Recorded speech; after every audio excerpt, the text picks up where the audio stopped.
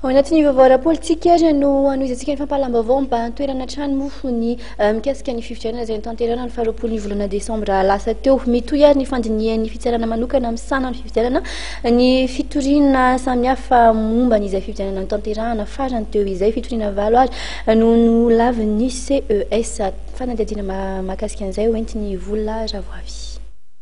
Fitoriana valo mikasika ny fangatahana fanafoanana ny vato azon'ny kandida ho filoham-pirenena Hery Rajaonarimampianina no tsy niraisin'ny fitsarana manokana momba ny fifidianana na ny CES araka ny are 06 tsipika AR 710 tamin'ny 10 janoary 2024.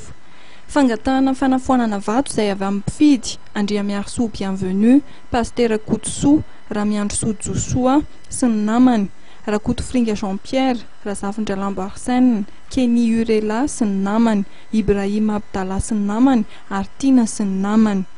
Noho ny fandraisan'ny filohan'ny tetezana Mitanjara tamin'ny fampelezan-kevitra nataon'ny kandida Larana Fahatelo no anisan'ny votoaton'ny fitoriana.